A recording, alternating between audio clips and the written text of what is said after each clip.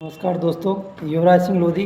दोस्तों, आप लोगों के साथ एक स्टोरी शेयर करना चाहूँगा। स्टोरी पुराने ज़माने की है। एक राजा था। राजा के राज्य में एक पहरेदार से कोई गलती हो जाती है तो राजा उसको मौत की सज़ा देता है। मौत की सज़ा देने के बाद डिसाइड किया जाता है कि इसको क्या किया जाए, कैसे इसकी मृत्यु की जाए। तो किसी ने उसको सुझाया कि इसको चूना खिलाकर इसकी मौत की जाए। राजा को बड़ा अटपटा सा लगा, ऐसा पहली बार सुना। उसने कहा ठीक है, इस पर प्रैक्टिकल करके देखते हैं होता क्या है। तो राजा ने उसको क्या किया, उसको घोषित कर दिया कि आपको कल सुबह के टाइम में आपको चूना खिलाकर आपकी मौत की सज़ा दी जाएगी। वो बेचारा परेशान होकर वो अपने घर गया।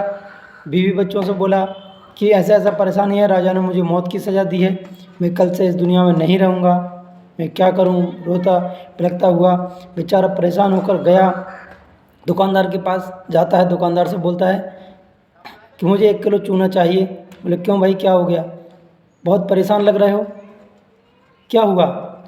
उसने बोला कि राजा ने मुझे मौत की सज़ा दी है और मौत की सज़ा ऐसी दी है जिससे बचना मुश्किल है। राजा ने कहा है कि मुझे 1 किलो चूना सुबह में खाना है और उसके बाद मेरी मौत हो जाएगी। तो उसने दुकानदार ने उससे पूछा, उस आदमी से, कि अगर कुछ ऐसा मैं उपाय बताऊं जिससे अगर तुम्हारी जान बच जाए तो कैसे रहेगा। उसने कहा बहुत अच्छा रहेगा, लेकिन ऐसा होना असंभव है, ऐसा हो नहीं सकता। उसने कहा बिल्कुल हो सकता है। उसने कहा आप ऐसा करिए, जब राजा के राज्य में जाएं तो आप 1 किलो घी पी के जाना। उसके बाद जब जैसे ही वहाँ पर आप चूना खाएं, उसके बाद दौड़ते हुए अपने घर पर आ जाना। बोलो उससे क्या होगा, उससे जो कुछ भी होगा बोले आपको कल पता चल जाएगा। बोले ठीक है, ओके।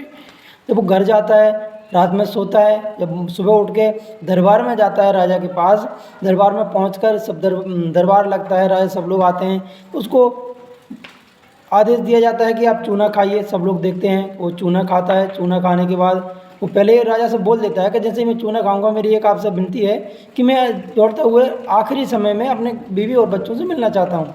राजा ने कहा ठीक है। जैसे वो चूना खाता है, दौड़ता हुआ अपने घर चला जाता है। घर से जब जाता है, जब वो घर से आने के पहले दोस्तों वो घी पी के आता है। जब घर पहुँचते ही उसको उल्टी पोल्टी होती हैं और वो व्यक्ति का पूरा चूना पेट का जो था वो बाहर निकल जाता है। वो पेट का चूना बाहर निकल जाता है तो व्यक्ति को थोड़ा राहत महसूस होती है, उसको अच्छा लगता है और देखते हैं कि व्यक्ति को ज़्यादा कुछ भी नहीं होता है, वो ठीक रहता है। लेकिन जब अगले मॉर्निंग में, जब सुबह में दरबार लगता है, वो राजा के सामने फिर से प्रस्तुत होता है तो राजा और सब दरबारियों वालों को अचरज होता है कि ऐसा क्या हुआ, ये व्यक्ति बच कैसे गया। उससे पूछा गया बार बार, जब नहीं बताया गया तो उससे बोले बताओ, नहीं तो फिर आपको सज़ा मिलेगी। तो वो व्यक्ति बोलता है कि मुझे एक दुकानदार ने ऐसा बताया था, इसलिए मैंने ऐसा ऐसा किया और मैं आज ठीक हूँ। तो राजा ने बोला उस दुकानदार को पकड़ के लाओ। उस दुकानदार को दोस्तों पकड़ के लेकर आते हैं।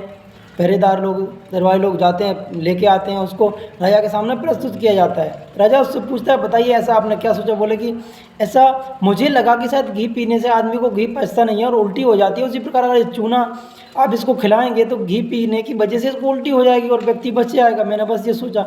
राजा एट ए टाइम उस व्यक्ति को क्या करता है दोस्तों, अपने दरबार का महामंत्री नियुक्त कर देता है।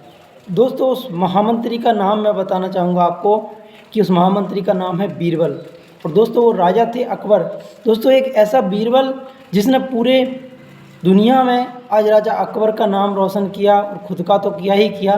दोस्तों हमारे आसपास भी ऐसे बहुत सारे बीरबल होंगे।